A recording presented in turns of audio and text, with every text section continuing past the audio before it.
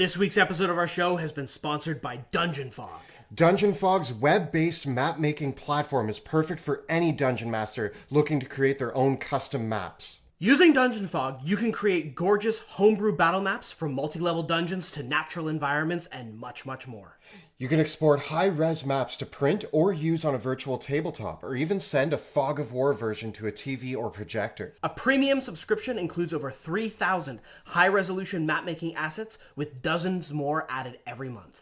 Follow the links in the description below or visit dungeonfog.com to try it out for your next game. And now, on to this week's episode.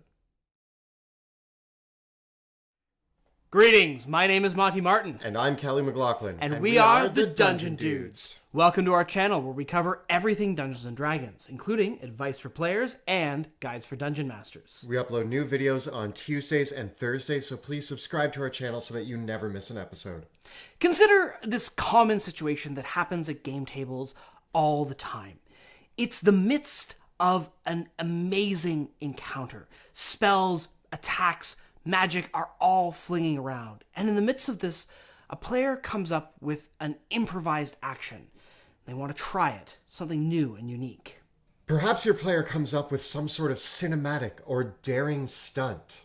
Maybe it is a masterstroke of tactical brilliance. Perhaps they present to you a unique combination of their skills, spells, and abilities. Or perhaps they've come up with something which nobody ever thought was possible, but it completely makes sense given the fictional logic of your game world. Or perhaps they've come out with some outlandish scheme that bends the laws of reality, but is something that you would see in a movie during an incredible, beautiful moment that really puts the exclamation mark on the creativity available in Dungeons & Dragons. All of these things are awesome, and you want to embrace this creativity in the moment. But there's a big problem. Either the rules of Dungeons & Dragons 5th edition don't give you any guidelines whatsoever for how to adjudicate this action, or the rules themselves actually say, no, you can't do that. What do? This is a great time to invoke the rule of cool. Hopefully you can understand all the great reasons why you should use the rule of cool already. But today, we're going to talk about how to use the rule of cool. There's so much to discuss, so let's get rolling. So when we're discussing the rule of cool, the first thing, and probably the hardest one to grasp, is when to use the rule of cool. There are so many situations that can come up in a Dungeons & Dragons game where your players are being creative. They're coming up with solutions to problems that you as the Dungeon Master may not have seen coming, and they sound great. But is it the right time to invoke the rule of cool? Oftentimes, your players will suggest courses of action and ask you if they will work. The best response whenever this happens is to simply smile and say, you can certainly try. Even though behind the DM screen, you're sweating and panicking frantically, trying to figure out if they actually try this, how's it going to play out? This is where you want to read the room. Look around at your players. Are they excited by the course of action that your player has suggested? Is everyone getting really into it and maybe even making more suggestions about how they could make it even more awesome? If you read the room and it looks like everybody is excited about this, it's probably a good time to invoke the rule of cool. As a Dungeon Master, something that you need to realize is that the players are probably going to win anyway. No matter the crazy encounter that you have planned, if they're planning something outlandish and crazy but super creative, the goal of the game is for them to defeat the bad guys. So finding a way to let them can be really, really interesting. And honestly, making the rule of cool part of that will make the battle more memorable for the players, because they themselves get to participate outside of just what's on their character sheet and collaborate together to possibly create something more memorable, more intense, and something that they will talk about for years to come. There's always going to be an opportunity for you as a dungeon master to flex your creative muscles and give the bad guys their day in the sun. Don't be upset when the players come up with an awesome idea that is going to ruin your plans. Your plans were going to get ruined anyways. It's what players do. Players like to disrupt the well-laid plans of the Dungeon Master. That's part of the fun of the game. And more importantly than that, if your players are sitting around the table talking amongst themselves, coming up with a way to use their abilities together, to use the magic items or the environment or the things around them, and they're all discussing this together, you're promoting teamwork, you're promoting creative thinking, brainstorming, all of these things that make Dungeons and Dragons so powerful and beautiful of a game, and it's happening right here in front of you at your table. This is especially the right moment to embrace it. When you can sit back and listen to what your players are planning, hearing their scheme that they're coming up with, you can just sit there as a Dungeon Master, and instead of saying, "Oh no, my plans," you can look at that and be like, well, this sounds awesome. How am I going to make this work? What can I allow? What can I not allow? What roles can I adjudicate? And how can I make this play out so that everybody, including me, the Dungeon Master, is having a great time with this wild scheme that everybody at the table is collaborating on? It's now shared storytelling, which is what Dungeons and Dragons is in its core anyways. That said, there is still a place for discretion, and you can still say no or yes but. When should you do this? Well, for me, it's whenever you see something that might set a precedent that the players could potentially abuse time and time again in the future, or when it is something that is going to allow one specific player to hog the spotlight in an undue way. If one player is kind of using the rule of cool to take control of the game as a whole, that's when you want to really, really rein it in. In addition, you don't invoke the rule of cool just because a player gave a great description for a mundane action. If a player character is very flowery with their language and they describe every single attack that they make, that's great and you should totally encourage that. But that's not a reason to invoke the rule of cool. The rule of cool is there to cover circumstances that the rules don't cover, that we can't really describe with just a description, where we actually need to back it up with some mechanics or some gameplay. It's not fair to just give the players undue advantages because they described how they swing their swords or all the flowery language when they're describing your spells. You should reward the players with things like inspiration for things like that, but that's not necessarily where we want to use the rule of cool. When we're looking for ways to invoke this rule, one of the primary things to look for is something that might use the environment or the surrounding situation. The reason for this is if you're letting your players invoke the rule of cool because they combine two of their abilities together, and these are abilities that they can use in every single combat encounter, now you've just given them a ticket to end most combat encounters simply by reusing this time and time again over and over. But if you look at environmental elements, perhaps they're in the middle of a scary forest or on the top of a mountain, and they come up with a way to use the things around them, that means that they are giving you a suggestion for something that can only occur once in this combat encounter. And that is the appropriate time to go along with the yes. Because now, if they decide, well, if I Eldritch Blast the base of this statue that looks like it's had some wear and tear anyway, and the statue falls, crushing 20 zombies underneath it, yeah, that sounds awesome, and it makes sense, and guess what? They won't be able to do it again. The last point of discretion when invoking the rule of cool is being aware of the fact that the spells of Dungeons & Dragons are exceptions to the normal rules already. A player character wanting to use create or destroy water to destroy all the water in a creature's body, or use wall of force to bisect another creature with the sharp edge of the wall of force, or to use spells in ways that the spell descriptions simply do not say, that is not necessarily an invitation to use the rule of cool. And in fact, a really great way to think about those things is that if the monsters did that to the players, would that be healthy for your game? So spells are the one area where if the players want to use the description of the spell in a very literal sort of way to create some sort of effect that would cause instant death, that's probably where you want to draw the line as well. It's also important to keep in mind that just because the idea and concept presented to you is cool doesn't mean it should succeed automatically. You as a dungeon master have a lot of tools in your tool belt to adjudicate rules and dice rolls to handle situations that are outside of the normal rules.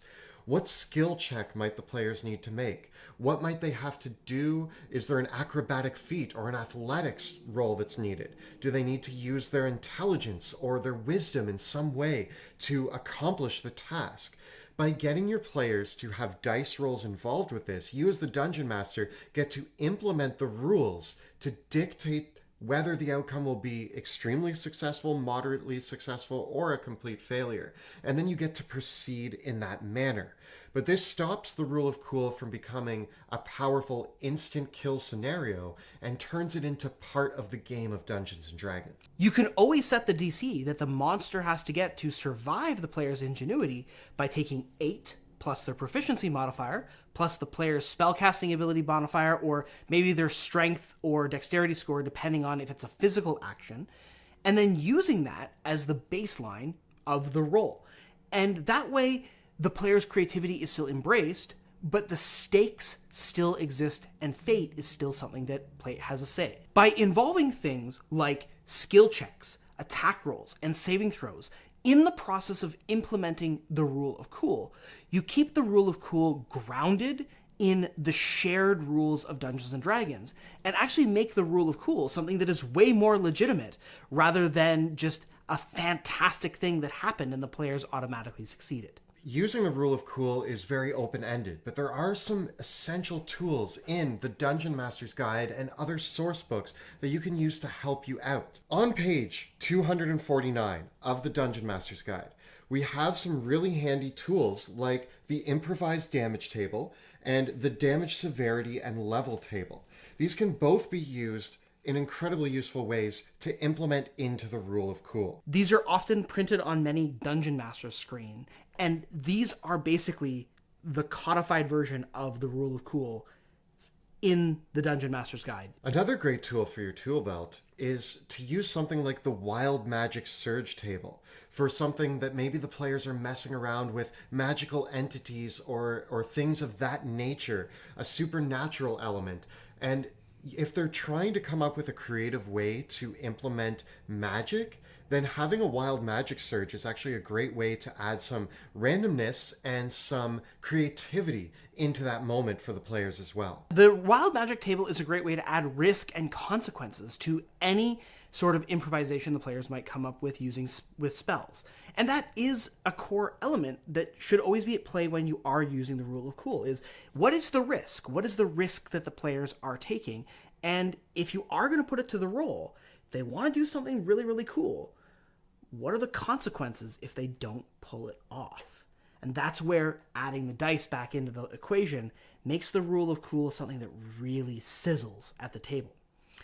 Another thing that we can do with magic in the rule of cool is if the players want to use their spells in a unique way, we might want to look at spells of the same level, or spells that would be accessible to player characters of the same level, assuming if they're not in the party, as a way of gauging how a spell effect might transform and change. In a recent game that I ran, I used the living spell monsters from the Eberron sourcebook, and one of my players wanted to know what would happen if they cast Dispel Magic against the living spell. Rules as written, nothing. You can't dispel a living spell. And I didn't think it was appropriate for Dispel Magic to simply instantly slay the living spell, so I ruled that in this case, Dispel Magic acted like the Blight spell instead. You can implement these in a lot of creative ways. If there's an explosion that happens at your table, then use Fireball. If there is a statue that shoots a beam out of its head and the players turn that towards the enemies, then use the Disintegrate spell. There's a lot of ways that you can actually look at the spells presented and think of ways that they could be the creative solution that the players have come up with. One other final note with the sort of instant death things in Dungeons & Dragons is a direct hit with a battle axe is usually a pretty fatal experience in real life. But the rules of Dungeons & Dragons abstract that, and the axe blade causes damage, which is then used against the hit points of a creature to determine if they die. So because things that would instantly kill people in real life don't instantly kill creatures in Dungeons & Dragons, it's a good thing to just remember and ground yourself in when you are interpreting how to implement the rule of cool. As the players come up with a creative solution, you as the Dungeon Master get to set the stage for what that looks and feels like. And really, when we look at the core element of D&D, it's about the players presenting what they wish to do, the Dungeon Master explaining how that is resolved, and then the players bounce off of that idea and you go back and forth like so. So as a Dungeon Master, use flavor text to amplify what the players have presented you. Make it exciting, make it memorable, make it cinematic, and then let the players continue to feed off of the concept that they've presented, and you have this back and forth that plays out at the table, making that beautiful, memorable combat encounter that everybody at the table will be talking about after the game, the next game that they come back, and years into the future. Once you have played out the effects of the rule of cool, take a moment to go back and describe how the events have unfolded. Describe the way in which one of the players launched themselves off the fighter's shield into the air, and they took back that immovable rod and jammed it down the throat of the dragon, and then the other players swooped by with their flying carpet to rescue them before they fell into the burning city below. Going back over several turns and describing how the events played out over the course of those turns together to culminate in the moment where the rule of cool made all the difference is a great way to solidify those memories and really highlight just how incredible, amazing, and cinematic that moment was. It's important to know that this can be a challenge to exactly know when the right time to use it is and when the wrong time to use it is. So if you've made a mistake, if you've presented the players with an awesome opportunity, that they do find a way to use it time and time again, it's very important to be clear with your players. Be forthcoming with the information, break the fourth wall, and take them out of the game for a moment and say, hey, if we're going to be using this a lot, we might need to change the way that I originally implemented it. The fact about the rule of cool is that it does expand beyond the rules of Dungeons and Dragons. So you are playing in kind of open waters here. And so if something's not working properly, tell your players and say, we all kind of realize that this is becoming too powerful. We may need to dial it back and reassess how this is going to work moving forward. The biggest pitfall of the rule of cool is setting up a precedent that is open to abuse by your players, something that they can use time and time again as a silver bullet or a trump card that always wins. This makes the game less interesting because the players simply rely on this winning strategy that only works because you said yes that one time in those specific circumstances. You can prevent this problem from happening by following the steps that we suggested of, first of all, making sure that even when you're using the rule of cool, you are not making success automatic and you are still asking the players to make dice rolls, you're still having saving throws involved, you're still having damage rolls involved, and also by making sure that you embrace the rule of cool in moments that are specific to the circumstances and the environment and the enemies involved, rather than ones that are specific interactions between the players' spells and abilities that can be easily reproduced.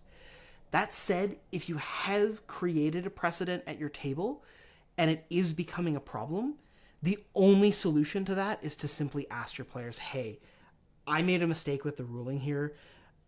It worked that way that one time, but in the future, I think it's going to work this way. You don't necessarily need to do anything in universe or come up with a counter strategy or come up with elaborate reasons why, oh, in this area there's an anti-magic field, so you can't do that. Or in this area there's a specific contingency, so you can't use your strategy. Just be open with your players and say, I'm actually struggling to cope with this. I think I need to revise the ruling that I made previously going forward without necessarily retconning the special event that happened in the past. It always sucks when you have to do this, which is why you want to make sure that you are using the rule of cool responsibly.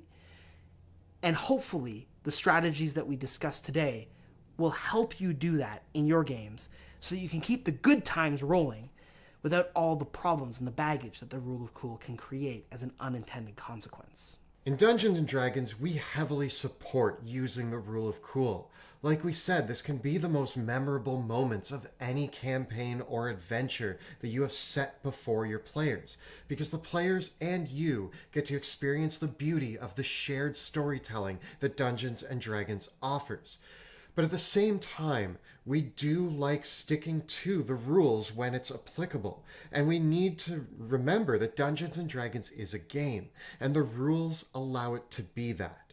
So, implementing the rule of cool, but grounding it in the elements of the rules of Dungeons & Dragons is going to be the right way to implement this into your game and to use it to create those beautiful moments at your table. So this has been a look at how to use the rule of cool in Dungeons & Dragons 5th edition.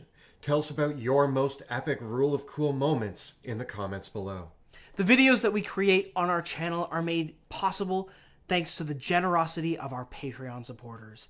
All of you out there on Patreon, a big thank you from the bottom of our hearts to each and every one of you.